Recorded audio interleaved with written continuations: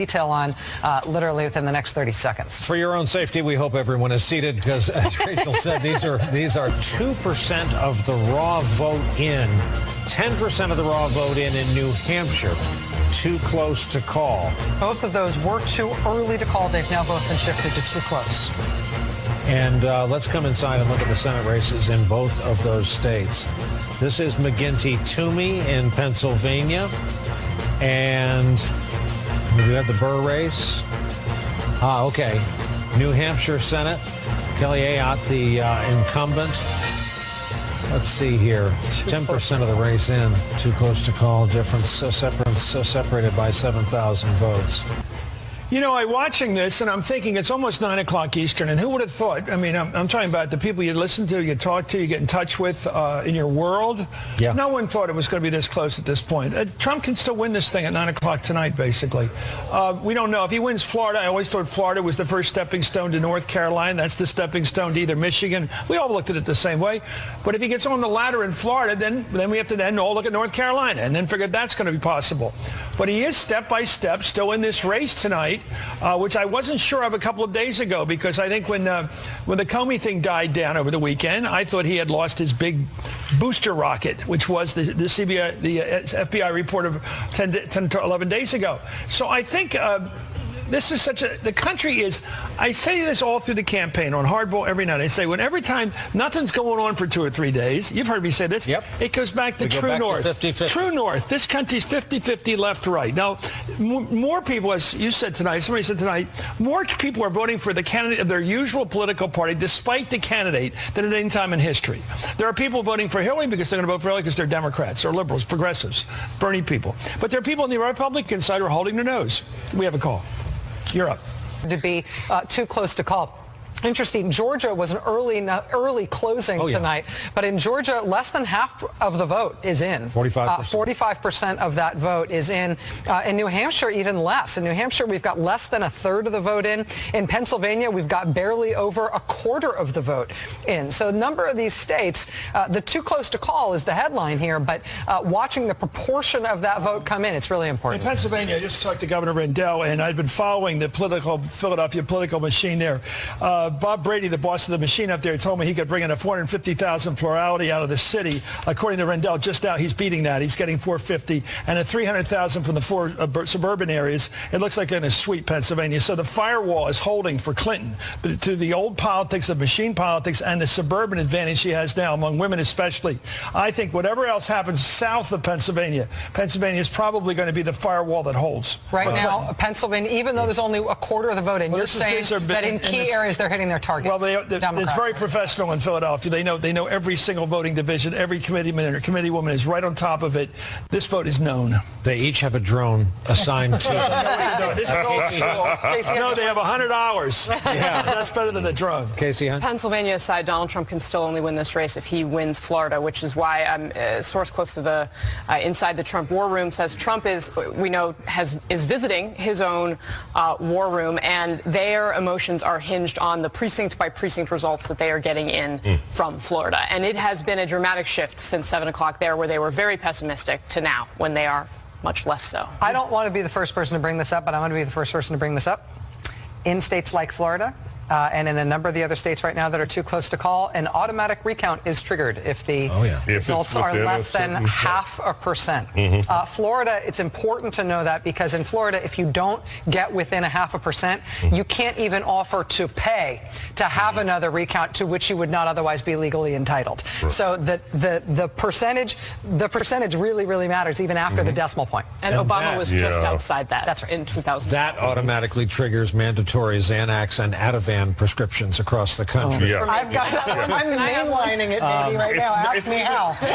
Just put it in the water, and we'll be fine. Okay. Eugene's got a good idea. We'll look into that. John Birch Society on line 3 for Gene. Coming up on 10 p.m. calls. Maybe some answers, maybe not. A last break. We'll be right back. That's where the race into chaos if we come down to a place where neither of them can get to 270. If he wins, his win in Utah could be what blocks either one of them from getting to 270. With those 6 electoral votes, there's also 2 potentially faithless electors out of the state of Washington, which is expected to go for Clinton, but 2 Bernie-supporting electors in Washington have suggested that I love the phrase. Out of it. Faithless electors.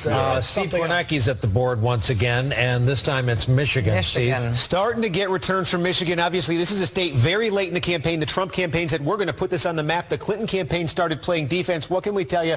Pretty early here in the returns. Couple things to point out. First of all, we talk about this college, non-college white gap. I said there's 2 counties in Michigan that tell this story writ large for the entire country. Let me show you what's happening in both of them right now. First of all, this is Oakland County. This is the sort of quintessential college-educated white voter county. It is a big suburb. It is affluent, economically upscale. Most of the vote, maybe even all the vote, is now in. Hillary Clinton, you see, she's winning it. She's winning it by 8 points. This is basically the same margin Barack Obama got out of Oakland County. Hey, Steve, I got to interrupt you. We have a call. This projection, New Mexico is going to Hillary Clinton. Remember the hubbub when Donald Trump showed up in New Mexico a few days before the election? Everyone said, what do they know? What do they know? Both parties, what do they know? Here's the electoral map, 140, 109. Just ask you one quick question, Steve. Hang on, I got a projection. NBC News is projecting that when all the votes are counted, Donald Trump will be the winner in Missouri. 10 electoral votes. Another piece in the Midwest and another patch of red. The race to 270 looks like this, 150, 109. Let's look at Missouri on the map. Thank you. Steve Kornacki, can I ask you one impressionistic question in terms of what you've been watching tonight? No, I can't. Oh. You there, I'm here. Steve? Yeah, sorry. Go ahead. I'm sorry. Sorry. I was hiding behind a pillar. If you could repeat the question, I'm sorry. Here's my question.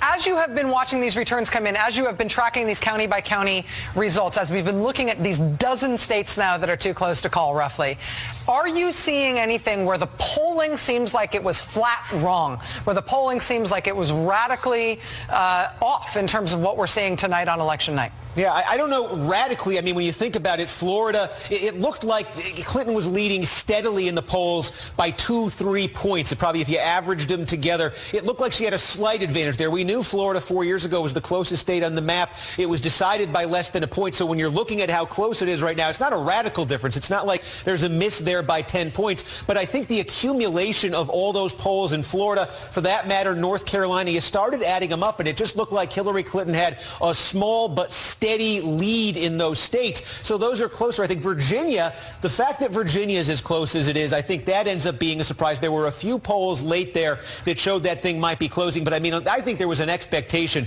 a pretty broad expectation among politics people 2 weeks ago that Virginia could even be a double-digit win. There was that idea that it was Tim Kaine's home state and that demographically, those college-educated white suburbanites in the northern Virginia suburbs, they were just coming to dominate even a little bit in the suburbs around Richmond. But again, there is that equally strong message that's being delivered tonight by white voters in sort of rural areas, exurbs. They are coming out in big numbers. You're taking, and you've been talking about this, they're taking counties we knew were red. They're making them redder tonight. Steve. This fall, the most popular magazine in the world is bringing the most compelling crime stories to life on Investigation Discovery. I just want to talk to my sister. I can't even do that. A 10-month-old girl was reported missing. My heart sank, and I just knew. These are the stories that changed everything. The entire world was heartbroken. We bring viewers closer to these stories than anybody else can. People Magazine investigates. All new, Mondays at 10. Only on Investigation Discovery. Let's talk about early voting. Does that tell you something about energy and attitude? If you were watching tonight, you could have known he went home for a little while because he used the word attitude on the air, on television. He talked about Brian, someone's you know. attitude.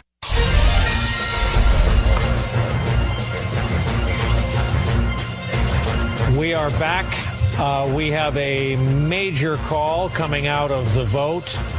We'll try to get it up there, and it is Ohio. Donald Trump, the projected winner in the state of Ohio.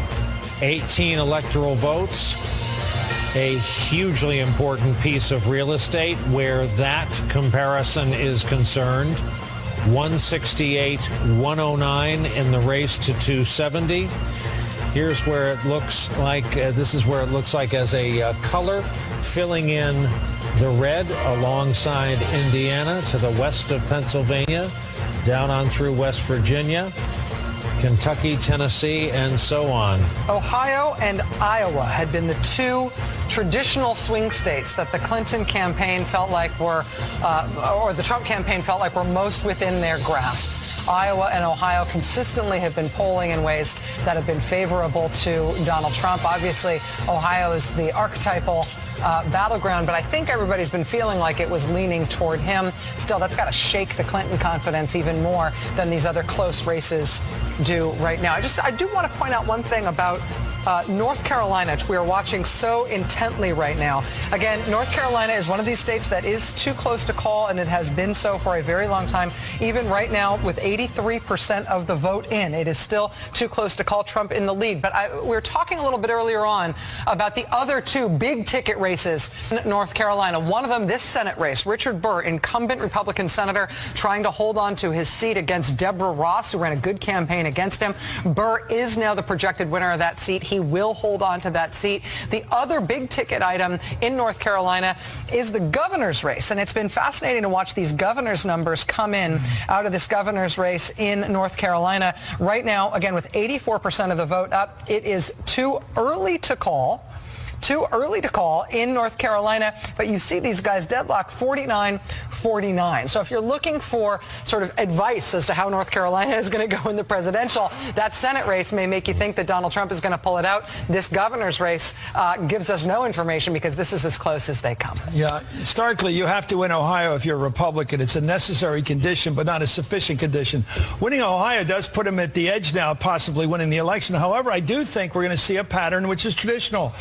The Republican, if you look at the country, is basically divided 50-50. Winning Ohio, then losing Pennsylvania makes sense tonight. We'll see if it does end up making sense. One thing I will say about this Ohio call is that this is something that the Clinton campaign was prepared for. So when they were setting out their map that said, okay, we have all these more paths than the Trump campaign, it included losing Ohio and losing Iowa. So I think from that perspective, this news should be tempered just a little bit. I think the question is still their path. Don't forget, we haven't even started talking about Colorado. And there were some late questions in this race about Colorado and what the movements there were going to be. Their path is Virginia, Colorado, and it's through the South. In this kind of win condition up there. But I think clearly this thing's up in the air now. They have to, they didn't knock off Burr. Russ didn't win. Yep. But they didn't knock off, they didn't pick up the vote in Indiana. They didn't pick it up now in Wisconsin. They picked it up in Illinois, but they're just beginning this climb, and there are not many options left. I think they now have to win the other ones we're talking about, New Hampshire and Pennsylvania. And Missouri's also still out there. It's too early to call at this point. Yeah. That's going to be one interesting race between the old pro, as you said earlier, he's been around forever, and a guy who has all these Washington connections, a real leadership type. And up against this guy, Kander, who knows how to lock and load a gun with his blindfold on. Military intelligence officer. Yeah. More fascinating ads of this cycle. But you see there, I mean, it's too early to call, less than 40% in, but Blunt has a pretty big lead in terms of the vote that's in already. New Hampshire and Kelly Ayotte's race, that's very We have close a projection. Donald Trump is being awarded North Carolina. Whoa. Well, that's a pick. Just came in 15 electoral votes. This makes all kinds of different paths even more interesting. There's the electoral race, 209-187. Here it is in color. We're going to have to start talking about the deer tracks again, the paths to 270 at this point. It's still contiguous. Yeah. It's all red together there. Well, if you're going to hike it, that's useful. But in terms of who's going to be president, I want to know the numbers. Together. Hey, Lawrence O'Donnell, I want to hear from James Carville. Again, you can't always say that every third-party vote came from one major party ticket or another. But in Florida, which we have not called, in New Hampshire, in Michigan, in Wisconsin, in Iowa, in all of these places, the numbers that you're seeing for the third party more than account for the difference between the two candidates. And so if those states end up getting called with these very tiny margins, you may see that the Gary Johnson vote is what made the difference, that the Gary Johnson and Jill Stein vote is what made a difference. And I'm not just talking about Utah, which is a very interesting three-way race. I'm talking about the state of Florida. I mean, depending on where those votes came from, a lot of Democrats may be looking at Gary Johnson and seeing Ralph Nader there. Yep. Not a pretty picture for them. Well, it is what it is. We'll go into this eyes wide open. If you vote for somebody who can't win for president, it means that you don't care who wins for president. That's what I think. And when you talk to people like that and say, why are you letting the vote go against the interest you normally support? And they act like it's some sort of a Vichy thing, like you're not really taking sides or something. Some kind of, I shouldn't use that term, but some kind of neutrality. Switzerland. Yeah, Switzerland. A neutrality. And even Switzerland was a pro-German neutrality. Yeah. I mean, you really do take sides. And what side are you on is a pretty good question. The union guys always ask that. What side are you on? Mm-hmm. And I think people don't like making decisions because then you're responsible for who wins. But then people don't want that responsibility. Oh, there's some flaws with Hillary. I'm not really sure I like her. All right, make a decision. I think some of the Republicans, however, if this is what happens tonight, went home the last 2 weeks and said, I care more about a conservative Supreme Court than I care about a guy with moral problems as president. I'll live with Donald Trump. But the idea that you look at Donald Trump and you think, Manhattan billionaire, thrice married. No, but he'll give you the Supreme Court you want. Maybe he will. Well, they hope he will. He's also promised to build a wall on the southern border and to ban all Muslims from coming into this country. Punish women who have abortions. Why do we believe some of these things and not some of the others? Well, because they're hopeful. Well, they're hopeful. Hope is a word for it. Delusion is another. No, I don't know because we don't know who Trump is. I think a good argument could be made that of the three issues he ran on, illegal immigration, loss of factory jobs through bad trade deals, and wars he opposed, he may not have a commitment to any of those. How do we know? They were brilliant marketing decisions, though. Brilliant marketing, because they tapped into real feelings out there that people really have. And he tapped into them. We'll see. I was just going to say really quickly on the third-party vote, because if you talk to particularly younger voters who were choosing third-party, it wasn't even not wanting to make a decision. There was sort of a chic to saying, I'm above both of those candidates. And I think we have to own a little bit in the media ourselves, this idea that we sort of equalized, not us sitting here at this table, but in generally and broadly the idea that these were two equally flawed, equally unpopular, sort of two sides of the same bad coin candidates. I think in general the portrayal, every story, if you Google stories of Hillary Clinton, the term trustworthiness, honesty and trustworthiness was in the story. It was in every story, right? Whether or not the story itself had to do specifically with that. And I think that resonated with a lot of younger voters in particular who had a sort of a vague feeling that she was just as bad. And so the idea of there was a chic to saying, well, both of those two candidates are so bad that I'm going to take this sort of high road of picking one of the others, even if they didn't know anything about them. I mean, I have my two kids, I have two that are old enough to vote, who had friends that were like, I don't like either one. And they didn't know anything about Jill Stein or Gary Johnson, but there was sort of a chic to saying, I'll choose this third option. But to your point, Rachel, that margin in Florida, you're talking about over 200,000 votes combined for those candidates. So you are making a decision. It could flip the election. Oh, yeah. And on the question of Donald Trump and what it is he believes in, I think one of the things that we know he believes in for certain is revenge. So if you are Paul Ryan or Hillary Clinton or so smart, we know he believes in that. He has a list deeply. So one thing you can count on is that given all of that power and all of those powerful agencies with which you can seek revenge. In terms of Paul Ryan and the revenge factor, we've actually heard from Paul Ryan tonight. Paul Ryan was reelected to his own seat in Congress tonight, but we've also heard from him on the broader state of the race. Chris Hayes has that. Chris? However, Donald Trump appears to pip up in the polls right now, and tonight you see the Dow Jones futures. Obviously, the Dow Jones is closed right now. The market is not closed is not open in the United States. These are futures, people betting on what's going to happen, or people putting their making their stakes in terms of what's going to happen at market opening, down nearly 700 points tonight, with Donald Trump having such a better night than a lot of people thought he would. The Dow futures were not on the minds of the people who have turned vast stretches of our country red this evening. We have a call, the state of Florida. what we are terming the apparent winner, Donald Trump. In the state of Florida, 29 electoral votes. The apparent winner terminology. Here is the electoral math. 216 Trump, 209 Clinton. The race for 270, here's how it plays out visually. So much talk about the paths to 270. Who merely wanted Florida? Right now, who needed it? We have another call back-to-back. Utah, Trump, 6 electoral votes. The projected winner in Utah. Here we go. 222, 209. Back down to the ice we go for the depiction in color. Red and blue. Well, still connects. And the remaining gray. In terms of the swing states tonight and how they have gone, we've got Hillary Clinton, just in terms of swing states and battlegrounds tonight, prevailing in Virginia, in Colorado, in New Mexico. We've got Donald Trump prevailing, according to NBC News projections, Donald Trump prevailing in North Carolina, Ohio, and Florida. I need to interrupt with another one. Trump wins Iowa, the projected winner in Iowa. We've had a flurry of projections here. 6 more electoral votes for Donald Trump this evening. 228, 209.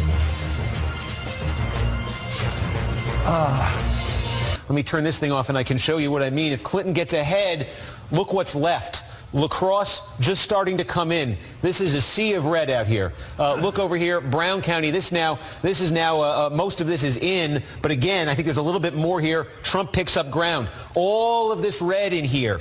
When there's still vote coming in, Trump picks up ground, even by small numbers. You just don't have that many blue counties where Clinton's going to get vote. The places where she could, you see, there just aren't that many votes. She needs big numbers out of where Milwaukee is. She needs big numbers out of Dane.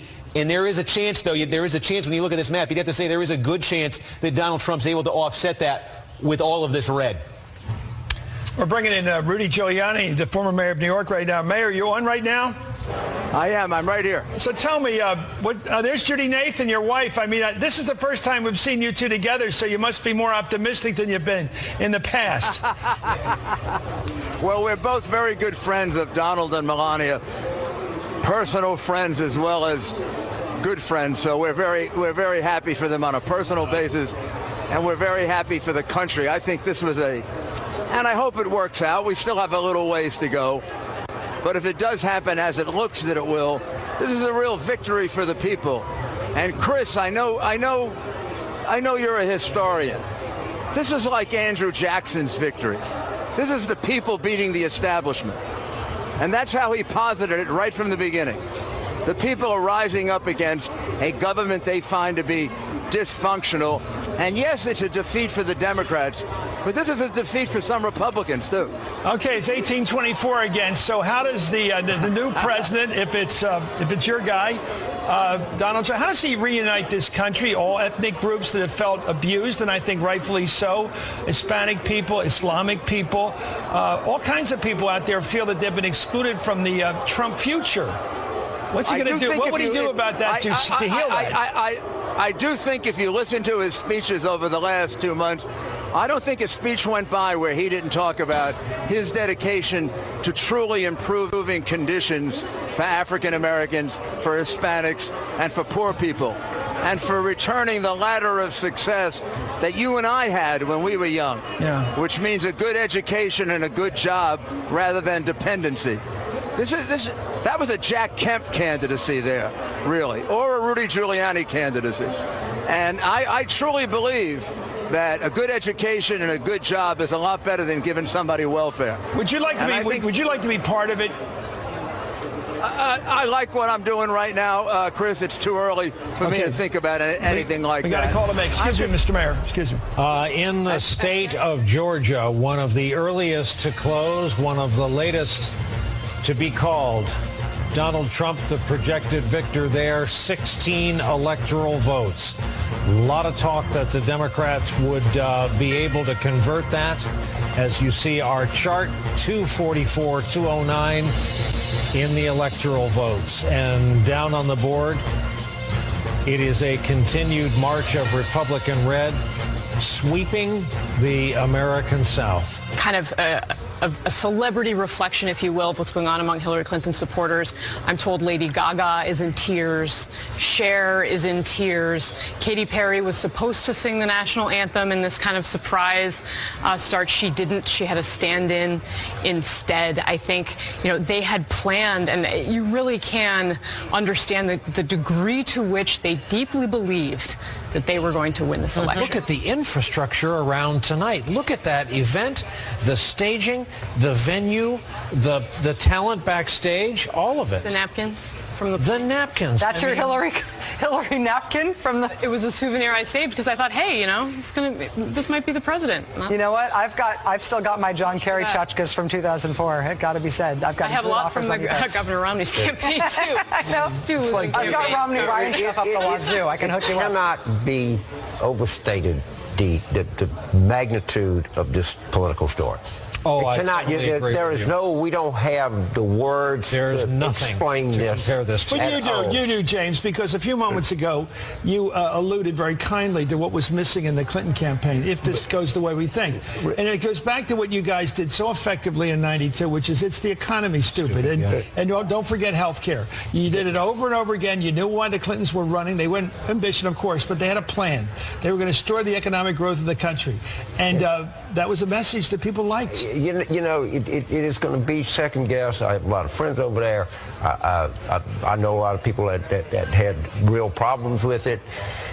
But they actually thought that the GOTV effort and the temperament would be sufficient to get you across the goal line. And she, by nature, she had a lot of different, position papers. She thought things out. She is a person who believes deeply in preparation, hard work, collaboration, and that there are smart policies that you can do that can help make people's lives better. And, be it infrastructure programs, access to job training or education or things to deal with sexism or racism and other problems we have. That's what she really believes. That's who she really was. So that's when you run for president, that's what it was. And Trump, and she doesn't, I have no doubt that she doesn't think Trump knows anything. He doesn't prepare for anything. He doesn't study anything. He has no idea of what's going on in the world and the country. And I'm very confident that she's right. And this has got to be. I really feel for her tonight. This is. She won every debate by all standards. Everything. Every debate. Yep. Everything. Every debate. She had the best ad campaign, the best ground game. This is a shot against meritocracy, I think, because she merited everything. And the normal way you standardize these things, she did what she's supposed to do to win. And Trump came in around the corner. Well, we're going to study this for a while, I think. Well, wow. Try the Civil War.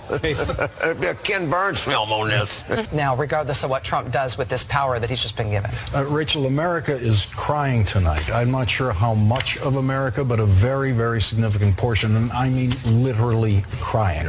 I've gotten texts from a college campus about a dorm that's just in tears. I know of another that I'm hearing from elsewhere. And some of the people you were just talking about are crying, from California to Massachusetts, about this. This is a sadness. It is a mourning moment for those people, and it is a moment filled with fear. And Donald Trump, thankfully, I don't think instilled any more fear tonight in his speech. It wasn't one of those speeches that had that kind of stuff in it. But he has a job to do. What we saw happen in the stock market is happening in the hearts of Americans. They are afraid. Donald Trump has to address that.